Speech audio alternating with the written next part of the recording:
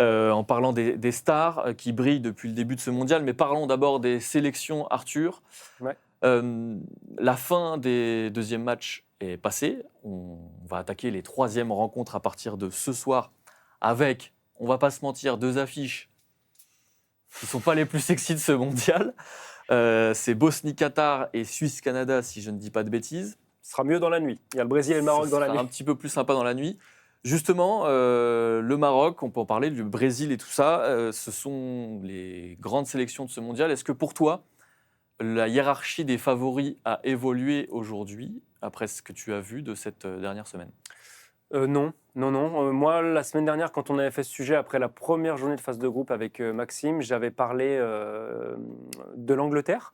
C'est pas ce match nul face au Ghana qui va me faire remettre tout en question sur mon argumentaire sur l'Angleterre. Hier, globalement, ça passe à une occasion énorme de Harry Kane qui ne rate jamais de finir sur une victoire et sur un clean sheet, voire à une barre d'Aurélie. Par contre, ça vient aussi conforter une réflexion que je m'étais faite, mais que je n'avais pas dite la semaine dernière, qui est quand même que le point faible de cette équipe, ça reste le secteur défensif. Mais peut-être qu'on pourra développer un peu après, il y a des largesses.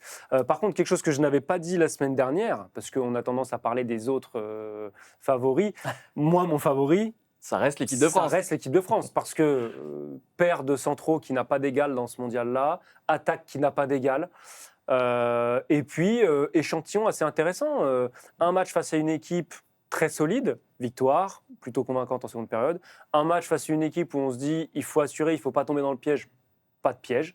Là où toutes les autres sélections, l'Angleterre, il y a déjà un nul, l'Espagne, il y a déjà un nul, le Portugal, il y a eu un nul, l'Argentine, qui est assez haut dans mon estime, en tout cas chez les favoris, a eu des oppositions plutôt faciles lors des deux matchs. Donc pour moi, sur le package global, les Bleus sont un poil devant tout le monde. Je te rejoins sur l'équipe de France. Moi, en fait, je mets un trio très haut. C'est l'Argentine, c'est la France et c'est l'Angleterre. Mais je pense que l'équipe qui aura le plus de certitude à l'issue de cette phase de groupe, ce sera l'équipe de France parce qu'elle aura joué deux adversaires quand même très très costauds avec le Sénégal et la Norvège et qu'il y a quand même des grosses certitudes. Alors, avec tout le respect qu'on doit à l'équipe d'Algérie, ils n'ont pas fait un très grand match face à l'Argentine. L'Argentine, il y a quand même quelque chose qui se passe. On les avait un petit peu négligés, on peut le dire, avant ce mondial parce qu'on se disait que ça y est, le point culminant était passé avec 2022. Finalement, on a l'impression que cette équipe-là est encore plus forte que celle de 2022, que ce qui faisait sa force au Qatar, c'est toujours présent aux États-Unis. On a une équipe qui est totalement dévouée à Léo Messi. Et j'ai quand même l'impression, notamment en défense, qu'on a des individualités qui sont plus fortes qu'en 2022, qu'on a un banc aussi qui est plus costaud, qui est plus profond qu'en 2022. Donc pour moi, l'Argentine soit est au même niveau que l'équipe de France, soit n'est pas loin. Et d'ailleurs, ce qui est intéressant, on vous a mis les stats Opta. Opta, vous le savez, c'est le statisticien qui a étudié les favoris sur cette Coupe du Monde. Et là, en l'état, après ces deux premiers matchs de phase de groupe, l'Argentine est toujours favorite, juste devant les Bleus. Alors ça joue à pas grand-chose, c'est 15% pour les deux sélections. Suivent l'Espagne, l'Angleterre à 9% seulement et le Portugal à 6%. Moi, je trouve que l'Angleterre, alors certes, il y a ce match face au Ghana où clairement les Anglais auraient pu le perdre et auraient peut-être même dû le perdre. Mais je trouve qu'il y a quelque chose qu'on voit nulle part ailleurs, si ce n'est en équipe de France, c'est l'intensité. C'est ce qui se passe à la perte du ballon. Et j'ai quand même la sensation que ces choses-là sont des choses de club parce qu'il faut du temps pour les travailler et que quand vous réussissez à l'avoir en sélection, ça vous donne un énorme avantage. Donc je serais vraiment pas étonné que l'Angleterre aille très loin dans ce tournoi, rien que sur ces forces-là. Et puis après, on peut aussi mettre de la nuance sur le match face au Ghana. Il y a quand même eu assez peu de réussite offensivement. Je pense que Tuchel va tirer des leçons de ce match-là et qu'il va faire des ajustements. Il y a quand même du matériel pour voir d'autres choses en Angleterre. Et puis il y a une émulation dans cette équipe, il y a une concurrence assez folle qui fait quand même un petit peu penser à celle en équipe de France. J'ai l'impression qu'on n'a pas encore vu la meilleure équipe d'Angleterre sur le papier. C'est ça qui me rend un petit peu optimiste pour eux ou craintif en tant qu'observateur français. C'est que là, Gordon par exemple, Anthony Gordon, ça fait 2 matchs qu'il commence dans le couloir gauche, que je ne le trouve pas extraordinaire. Par contre, les 2 entrées de Marcus Rashford à sa place, j'ai beaucoup aimé. Madueke, plutôt 2 bons matchs. Bukayo Saka qui fait aussi 2 entrées intéressantes de son côté.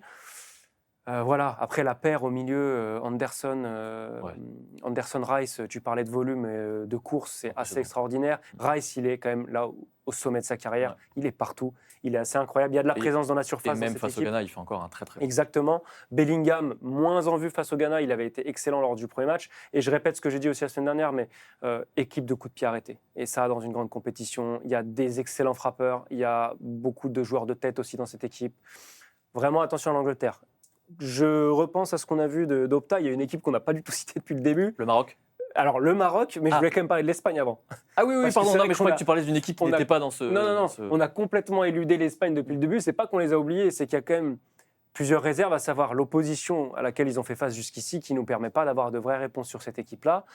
Et quand même, un autre petit doute, c'est à quel point cette équipe est dépendante de Lamine Yamal. Lamine Yamal, il manque le premier match, ou en tout cas il rentre un petit peu en fin de match, ça fait match nul contre le Cap-Vert. Là, il est là, ça gagne. Alors oui, Oyarzabal fait un gros match, met des buts, etc. Mais j'ai quand même un petit doute sur la dépendance à ce joueur-là. J'espère pour l'Espagne qui va rester en forme tout au long de la compétition. Par contre, à leur crédit, ou en tout cas de manière plus optimiste pour eux, il y a aussi un joueur qui n'a pas beaucoup joué, ou voire pas joué du tout sur ce début de compétition, c'est Nico Williams, Mm. qui était l'autre ailier très très fort lors de la victoire face à l'Euro 2024. Si l'Espagne parvient à un moment dans la compétition à monter en puissance, à aligner Yamal et Nico Williams en pleine bourre comme il l'avait fait à l'Euro, là je vais redevenir très très inquiet vis-à-vis de cette équipe. Mais c'est pour ça que je suis un petit peu surpris, moi, de ces estimations d'Opta. Parce que pour moi, évidemment, je mettrais l'Angleterre devant l'Espagne. Et finalement, j'ai l'impression que l'Espagne et le Portugal sont un petit peu au même niveau parce qu'il y a autant de doutes sur ces deux équipes. On n'a pas de doute sur la qualité de l'effectif, on n'a pas de doute sur le vécu, le passé récent, etc. Mais de ce qu'on a vu jusqu'à présent, c'est pas assez convaincant. Et surtout, l'adversité n'a pas été assez forte. Le Portugal, alors oui, ça fait 5-0 hier, mais c'est l'Ouzbékistan en face. Donc on attend d'en savoir plus pour vraiment jauger Il ces y a deux équipes. plus le bénéfice du doute sur l'Espagne quand même, parce qu'au final, j'ai moins de doutes sur l'Espagne que sur le Portugal. Au final, il y a ce premier match face au Cap-Vert où on a quand même eu quelques flashbacks et quelques images de l'Espagne de Luis Enrique sorties précocement en 2022. Mais pour le reste, c'est quand même une des équipes qui est arrivée au mondial avec le plus de certitude. Et même avant le début de cette Coupe du Monde, on disait que l'Espagne était le favori numéro un. Didier Deschamps l'avait dit lui-même. Est-ce qu'il y a des choses depuis le début de la compétition qui nous ont fait dire que l'Espagne reculait nettement dans la hiérarchie? Je pense pas. Donc je reste quand même assez optimiste pour voir cette équipe au moins dans le dernier carré. Alors, on a un autre Arthur qui Oui. nous dit Allemagne, pour moi, est top 3, derrière la France et l'Argentine. Équipe complète, solide derrière, créative devant, avec des profils homogènes et durs à bouger. Moi, j'ai très honnêtement été convaincu ni par leur très large victoire face au Curaçao, parce que c'est un match difficile à jauger, Ouais. ni encore moins par leur prestation face à la Côte d'Ivoire. Je pense qu'ils ont été sérieusement bougés, qu'ils s'en sortent très très bien face à la Côte d'Ivoire, même s'il y a effectivement des joueurs qui sont capables de faire des sacrées différences et qu'il y a un Denis Undav qui est assez époustouflant sur cette Coupe du Monde. Moi, je mets quand même encore l'Allemagne en dessous parce que je ne suis pas convaincu sur le plan collectif. Il y a toujours Arthur qui nous dit l'Espagne, pas de défense et tu ne gagnes pas une Coupe du Monde sans défense. Ils ont quand même gagné un Euro il n'y a pas si longtemps avec la même défense. Ouais, et puis il y a ce fameux adage, la meilleure défense, c'est l'attaque. Quand vous avez le ballon tout le temps, même si vos individualités derrière sont un petit peu moins clinquantes sur le papier que ce qui peut se faire ailleurs, bah, fatalement, ça pose moins de soucis. Et puis, je voyais une autre question dans le chat, pourquoi David Raya n'est pas titulaire? Ça illustre aussi qu'ils ont 3 gardiens de top niveau dans cette sélection, qu'ils ont un très bon gardien au cage aussi. Cucurella à gauche, c'est quand même très sérieux. Llorente à droite, c'est quand même habitué au top niveau. Koubarsi, des références malgré son jeune âge. Bon, il y a quand même du monde dans cette équipe. Et puis un milieu qui, globalement, vous préserve cette défense centrale. On peut cette fois parler du Maroc, Oui, qui n'est absolument pas dans les radars, mais qui, pour moi, est au même niveau que, par exemple, le Portugal, actuellement. oui. Ouais, je suis assez d'accord. Pour les mettre au niveau du Portugal, je ne les mettrai pas au niveau de quelqu'un d'autre dans cette liste-là qu'on a à l'écran, mais pour les mettre au niveau du Portugal, oui. Parce que le Maroc, ça fait partie des équipes tout simplement qui ont le plus convaincu depuis le début de la compétition. Il y a une espèce de fraîcheur qui se dégage de cette équipe, d'intensité, de personnalité aussi dans la manière de jouer, d'aller chercher les adversaires. De confiance, moi, de c'est la confiance. confiance de cette équipe. Et puis, il y a des choses qui ne trompent pas. Là, vous avez la sensation quand même que les planètes s'alignent. Saïbari, qui est quand même pas un attaquant de métier, il joue la compétition numéro 9. il est brillant pour l'instant. Il est brillant dans l'interprétation de son rôle, il est brillant de confiance devant le but. Bouhaddi, on en a déjà parlé la dernière fois, je ne vais pas refaire tout un laïus sur lui, mais qui démarre, qui découvre ça comme s'il avait toujours joué en Coupe du Monde. El Ainaoui à ses côtés qui est très très fort. Une bonne défense aussi. Le Maroc, attention. Après, je pense que le bémol, c'est aussi sur la profondeur de l'effectif. Il y a un très bon 11 de départ. Est-ce qu'il y a la profondeur pour, sur la durée, tenir et faire que des matchs de très très haut niveau comme ça? J'ai peut-être un tout petit doute là-dessus. On a un certain Maxime Dupuis, je sais pas, ça te parle, ça me dit rien, mais, qui nous dit après le premier tour, c'est toujours compliqué de savoir. Les 2 derniers champions du monde n'avaient pas brillé au premier tour. En 2010, l'Espagne avait perdu son premier match. En 2006, l'Espagne avait cartonné et s'était fait sortir en 8e, toujours périlleux le premier tour. Je ne le connais pas, mais il dit des choses pertinentes. Il est pertinent ce que tu dis. Nira qui dit c'est génial d'avoir un beau réservoir, mais l'argument des 3 gardiens n'apporte rien à la compétitivité de l'Espagne. Sauf blessure, il n'y a qu'un gardien qui jouera pendant la Coupe du Monde. Oui, non, mais là-dessus, je suis d'accord. C'était juste pour illustrer que le poste de gardien de but en Espagne était quand même un poste très, très bien garni. Et donc, fatalement, que le titulaire du poste était un gardien de très haut niveau aussi. Et donc, ça illustre juste que la défense de l'Espagne n'est pas si faible qu'on veut bien le dire. Et il y a ATN qui nous dit l'Argentine sans Messi, c'est compliqué. Ben oui, mais pourquoi vouloir l'Argentine sans Messi, puisque ça marche très bien comme ça? Il n'y a pas de raison que ça ne continue pas. Messi sera, sauf évidemment blessure, mais c'est des choses qui ne sont pas anticipables. Et puis il a quand même un potentiel, sauf très mauvais tacle, un potentiel blessure de par son jeu qui est peut-être un peu moins important que d'autres, parce que rappelons qu'on s'émerveille devant les prestations de Lionel Messi à juste titre. Mais Lionel Messi, 80% de son match, il les passe à marcher. Il est aussi préservé par toute une armée autour de lui, qui va au mastic pour lui, qui fait les efforts pour lui. Mais s'il est en pantoufles, alors ces pantoufles, c'est très très bonne pantoufles, il les met à profit. J'avais pas de comparaison, j'ai essayé de partir sur une comparaison, j'en avais pas. Mais voilà, il est quand même préservé et c'est une équipe qui fait qu'un autour de lui et qui joue exclusivement pour lui et ça marche très bien. J'ai vu Arthur qui nous dit oui, enfin on dit France favorite, on n'a pas brillé non plus contre les éléphants. Oui, mais c'était quand même pas tout à fait le même contexte. Pour moi, c'est incomparable, un match de préparation et un match de Coupe du Monde. La vraie référence, c'est le Sénégal. C'est en compétition face à une équipe très solide et là, ça a été convaincant en seconde période. Arthur, j'aimerais quand même qu'on évoque un sujet qui est lié à tout ça, qu'on a un petit peu évoqué en dernière partie d'émission hier, mais j'aimerais qu'on déroule autour des stars qui sont à la fête. Alors, il manquait Cristiano Ronaldo jusqu'à hier. Il a inscrit un doublé, il s'est joint à la table. Messi, c'est 5 buts depuis le début de la compétition. Mbappé et Haaland, c'est 4 buts. Kane, Vinicius, Ronaldo ont tous les deux marqué 2 buts. Bref, ça se passe bien pour les stars. C'est assez rare finalement qu'on ait autant de stars qui brillent pendant un tournoi majeur. Est-ce que ça ne dit pas quelque chose de cette nouvelle formule de Coupe du Monde avec des écarts entre les très grosses nations et les beaucoup plus petites qui sont maintenant énormes, finalement? Est-ce qu'il ne faut pas relativiser toutes ces performances-là?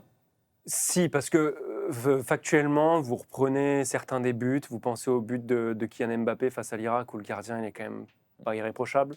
Vous pensez à l'énorme erreur aussi du gardien irakien et contre l'équipe de France et contre la Norvège qui offre clairement un but à Erling Haaland. J'ai plus tous les exemples en tête, mais l'Ouzbékistan qui fait briller aussi le Portugal. Donc oui, bien sûr qu'il y a des choses à relativiser et il y a quelque chose à dire aussi, c'est que même les petites équipes, au final, assez peu maintenant mettent le bus et ne font que défendre. Il y a des équipes qui essayent de relancer de derrière, ça leur coûte cher. Et il y a des équipes qui ouvrent un peu plus le jeu que ce qu'on a pu voir par le passé.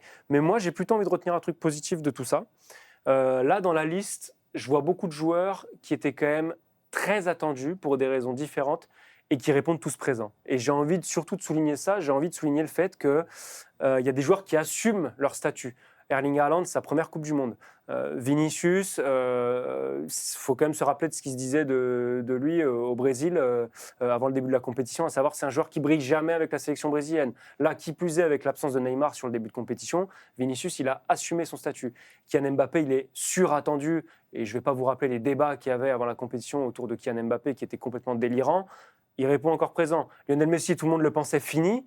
Il a 39 ans. Personne ne parlait de lui, il arrive, il porte encore son équipe. Cristiano critiqué au premier match, qui met doublé ensuite. Bref, on pourrait tous les faire. Moi, c'est surtout sur la personnalité de ces joueurs-là que j'ai envie d'appuyer.